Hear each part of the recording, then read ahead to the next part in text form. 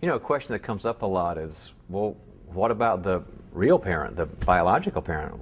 I mean, what if I'm dealing with somebody that's on drugs or somebody that's been in prostitution or has been violent? I mean, this is kind of hard. You're asking me to, consider a kid, but the kid doesn't come alone. The kid's got baggage, and that baggage still lives a few miles away. What do I do?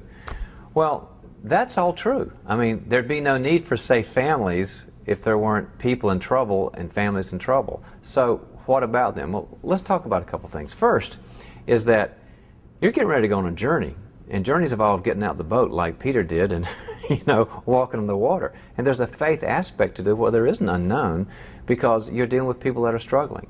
But honestly, as a psychologist, I don't know anybody who really enjoys life without unknowns. My goal is not to slide safely into home base not having had a risk. That's a crummy life. I'd rather say I'm going to try something new because that's where faith is and that's where God is. But the other part of that is, think about the nature of love. I know we've been talking about love a lot in our trainings, but think about the nature of love for a second. If the only people you love are really lovable people, then your love's sort of like, shallow Kool-Aid. I mean, really, God loved us in our unrighteousness, as the Scriptures tell us, and it was not easy for Him, and as we know, it had a great cost in the person of Jesus. So people that really want to say, I'm a loving person, they've got to be able to get out of their comfort zone and love people that have had big difficulties, behavioral problems, attitude problems, addiction problems, spiritual problems, character problems. That's where you find out what you're made of, and that's where you expand your capacities. And the most loving people in the world are those that reach out and love people that really have nothing to offer. So look at it this way. Look at this mantra. Lovability is irrelevant.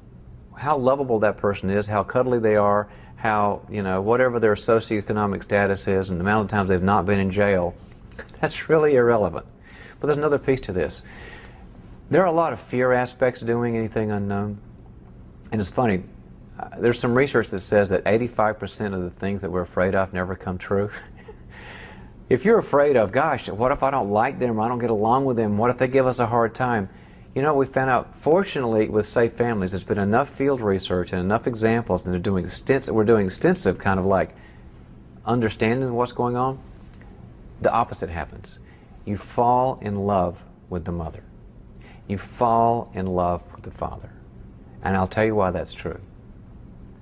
It's true because you see a little girl in them, and you see a little boy in them that might have been abused, that might have come from a nightmare family that never knew what love felt like or what being held felt like, but now they're 19, 20, 21, and they don't have anywhere close to the capacities they need. And you fall in love with that person who needs help, just like that 6-year-old, that 5-year-old needs help. How can you not love someone like that? So don't worry about the fears. The system is there. It takes care of things. And we found that your heart will open up to not only that child, but somebody who's hurting just as much as that child. And you'll make a difference with that child inside an adult's body.